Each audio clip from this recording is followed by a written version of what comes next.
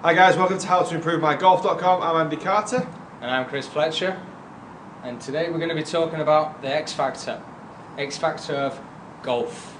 Yeah. What is the X Factor is the first question. It's between the shoulders and the hips, the different degrees we create. What that's going to do is it's going to be able to create more club head speed, more power, and it's also hopefully going to increase the strike. So we're going to look at that today with Andy, because Andy's in a supple position at the moment. Feeling good. Feeling good. Feeling strong. Well, feeling rotatable. Rotatable. He's done a few stretches, for the last hour and a half. So we'll see how he we'll see how he goes. So, Andy, talk us through it.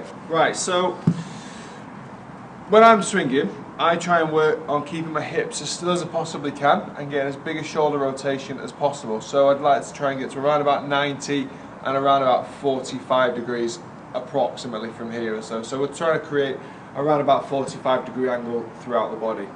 We see a lot of golfers coming in trying to create the biggest backswing they can possibly do and end up at 90-90 or 80-80 or something like that, or 80-60, and only really creating 20 to 0 degrees of separation between shoulders and hips. That's your X factor. That's a 0 to 20 degree X factor. We're trying to maximize that without overdoing the golf swing. So we're trying to maximize it to create power and to create speed. So, Fletch, where are we getting to here then? So let's do Andy's swing, guys, right? So Andy's got a very good shoulder rotation. It's over 90 degrees, really well done. And his hips are under 45. So let's say it was 90 and 45. So Andy's creating a X factor of 45 degrees. Anything above 40 degrees is actually explosive. So for Andy there, we know Andy hits it a long way. It's because he creates a good X factor, and also on the downswing he's able to create a bit more. We'll talk about that later. Right, we've seen Andy's swing. Now we're going to talk about clients of ours who come quite often. They think they're doing a lot of rotation, which they are, but they're doing a lot of rotation with too many body parts. So as you can see here, Andy, we won't leave him here too long because he'll end up getting injured. He has got a good shoulder rotation, brilliant. But his lower body, his hips have moved really far, his knees have, and also if we look, he's probably got an awful lot of pressure on that right ankle. He'll be in a lot of pain. Guys, if he's got 90 degrees and 70, he's only got an X factor of 20. Also, he's got no resistance in the right hand side from the foot, the knee, the thigh, and the quad. So he's losing a lot of power there. So what we're going to do is Andy's going to talk us through what he does in his swing so that he increases his X factor, and then we'll talk you through what we do with our clients on how to help. Right, so just get a bit of data first. So I'm going to actually just do my normal golf swing, maxing my swing out, trying to get a 45 and 90 degree, or even try and get a bigger 45 degree difference if possible at full speed. We'll have a look at the club head speed and the distance, then we'll compare it to a swing that's got an over rotation of the lower body, and then look at the difference of the strike, club head speed, and obviously distance as well. So this is the first one. I'll keep my hips as stable as I possibly can during the swing. I'm just going to try and maximise my shoulder rotation. Then on the way back down, I can get my lower body rotating through first. If anything, I want the lower body to try and get away from the upper body to actually get further, to get a bigger degree of separation between the upper body and lower body. So I'm really driving from the ground up. I'm really using my lower body to get ahead of the ball before my shoulders get there, so we can impart as maximum power onto this. That's not saying I'm going to swing as fast as I can. That's me using my body to its full potential, hopefully, I like to think. So try and keep the hips as straight as possible during the swing, and the hips will guide me through the ball. Good little hang time on that ball there, that's quite nice. Oh, it's real nice. And distance from that shot and club head speed, we're looking at 97 club head speed. Wow. And we're also looking at 183 yard carry. Wow. 7-9. That's okay. good. New Nike Vaporfly, nice one. Nice one. So 183, I would generally say 7-9 for me is about 170, 175. and I generally swing it around about about 96, 97 mile an hour. So there's a bit of club technology gone into that shot as well. But the strike 1.30 on the smash. What I liked, what Andy really said there was he was talking about on the way back what he was doing and on the way down. On the way back he's focusing on the upper body to turn, so he's getting his shoulders to turn. At the same time his hips trying to resist, and on the downswing it's the lower body what moves. So guys, if you can take anything from this session, upper body on the way back, lower body on the way down, yeah? We'll do one more of that. Yeah. Tiny bit clean, shall we say. Wasn't thin, it was a bit clean. There was no smash. Yeah, that's why it wasn't a very good strike. 160.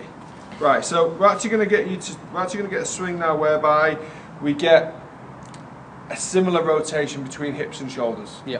Okay, so we're going to get the two working together. So this is what we see a lot of clients do when they think they're doing good rotation.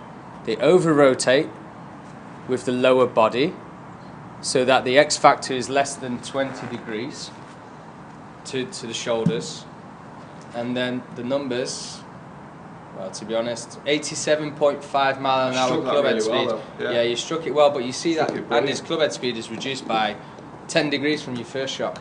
You know, that's huge. Yeah. 10 miles an hour, sorry, 10 degrees. I'm getting confused. I'll have to get my parameter out in a minute. So I lost 10 degrees. Sorry, 10 degrees. I lost 10 miles an hour of club head speed, and my distance wasn't too bad because I managed to strike it really well actually. 1.33 on the smash for the strike. So I massively maximised my strike. But how often that can happen? Yeah, is not really good. To be noted, to be noted, when you do this swing, your strike normally doesn't come. Yeah, well, that was not good. So well, that was a really good swing to show the viewers how not to do it. That was like 93 miles. Yeah, that was 93. No, 86.5, 93 and 125. On the video they'll see that there's loads of rotation from all parts of your body. I even got the left arm, because I'm trying to maximise my rotation throughout my body. My left arm broke as well. So I wasn't able to keep the height during my swing, so I collapsed it as well on the way back. Yeah. Again, it has massive implications when you're trying to make over rotations in the swing. It has implications on other parts of the body. So we'd rather see a short swing, wouldn't we, Chris? Yeah. So what we do with our clients is we've shown you Andy's swing, we've shown you the overswing with too much rotation. What we try to do now, if someone's coming with too much rotation, we say, right, stop that. Let's work on the lower body feeling like it's not moving, and let's do half a swing. So the impression in the person's head, brain is going to be that it comes to 9 o'clock. Automatically you'll go a little bit further. When I say 9 o'clock, that's with the left arm and the shaft. We're making this L, and this is getting to 9 o'clock. Automatically Andy's going to go a little bit further, but as you can see here, do it one more time because the momentum stopped there. As you can see, Andy's got over 90 degrees turn there, and his hips are 45. So he's done 45 degrees X factor with half a swing. But he's had, well, half a swing with his arms, but he's got huge body rotation, upper body rotation. Lower body's trying to be silent on the way back. There we go. Hips drove through on the way down. Yeah, it felt like a much shorter swing. It really wasn't. It was still technically a 90-degree shoulder rotation, still a decent enough hip turn, and it felt really short. I got my swing speed back up to about 93 miles an hour. 93.8. 93.8. 94. Thanks. Always round up. and 160 carry. So my strike was better. My strike could still get a lot better, to be honest with you. So again, swinging shorter, creating more resistance during the backswing. There, that's a better strike. Nice. I've got my speed up. I've swung shorter and got my speed up. Created more resistance in my body. Got my speed up. Therefore, I get my strike up. And that last one then, 166 carry. So slightly better in terms of the strike, but also a similar sort of swing speed as well, around about 93. So really important that you don't always try and think about a massive rotation of the body to get as much distance as possible. Now, in terms of being able to create that, there are a couple of flexibility exercises we're going to do with you. Now, it's important obviously that you are able to do these, so consult with a doctor first. We don't want any comments below saying we created injuries. That's not the name of the game. Please speak with your physician. Indeed. I've spoke with mine. He said, you can do it. You are allowed to. So, got an armchair. Right, we've got Andy in the armchair. Armchairs are preferable to seats without armchairs, because what we're going to try and do is we're going to get Andy's outer thighs to push against the arms of the chair. So that will hold resistance in his lower body. And now we're going to try rotating. So Andy's hips are not able to turn here, yet somehow he's able to get to over 70 degrees. With practice, you never know, you could do a Rory McIlroy and get to 90. Rory, we know you love to watch this show, so make sure send your video through so we can show the viewers, okay? Cheers, pal. Cheers, bro. That's really, really good. Okay, and go back. Another good drill is to help with the follow through, is to do the other way. So as you can see, Andy here is not as flexible. A bit stiff, that one. Both of us are going to have to work on this because we're doing this left hand challenge, aren't we, pal? Yeah, this is something I have to do a bit of daily basis now, actually. Yeah. Start rotating the other way because the body's just not used to doing it. Muscles Yeah, on well, that side are better, a bit more durable. This side, yeah, not so much. But then my hips help on this side, so we've already gone through. Maybe a good thing is have a club across your shoulders so you can see it clearly if you're just on your own. Yeah, good way to Every day, try and do this 2 or 3 times a day. You can do it in the office. So maybe to start with, you're only able to get to 20 degrees, we don't know. 20, 30 degrees. With a bit of practice, hopefully you can increase that and increase it. And even if it's just 10 degrees is massive, isn't it, in the X Factor terms? Yeah. The more the better. If you start off at 10, just keep it documented and you'll start to feel it. If you start to be able to rotate more and more, your distance will have a big effect on your distance and more importantly have a big effect on your golf swing as well. Yeah. Really, really good way of actually just working on it. Feel your flexibility, see where you got to on day 1, check out where you got to on day 2, 3 or 4 and so on and so on, and then just start to work on a couple of different golf drills specifically whilst you're on the driving range. And to do that, we're actually going to take the new iron and we're going to get Fletcher to swing with his feet together. Now this is where he can start to be in control of what his hips are doing during the swing. We're not encouraging him to over rotate and to swing too far, so if he tries to get a really big backswing, his hips will over rotate. He'll potentially lose a little bit of balance. More importantly, you can just really focus on a nice short swing, creating as much tension and power in the swing as humanly possible. So he's going to feel like his belt buckle is pointing at the ball at all times. Realistically it won't, but that's the feeling I'm going to try and have, and then maximise the shoulder turn on the way through. So I'll have a couple of shots from here. Belt buckle to the ball, I like big shoulders. Belt buckle to the ball, that's a good one to remember, guys. What I do notice as well is, with the feet being together, it stops me rotating my hips as much because the only way to do it is lift my left foot. Left foot comes up, yeah. My leading foot, yeah? So, okay. That's it. And drive with the hips.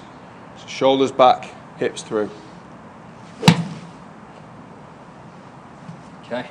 Here we go. Great drill for the range, this. Absolutely brilliant drill.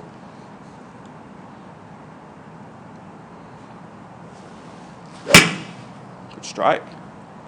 So Fletcher on the way back got to around about 90 degrees with the shoulders, around about 45 degrees or so with the hips, created that 45-degree tension throughout the body and was able then to lead with the hips driving through impact. So one more time. Ho, ho, ho.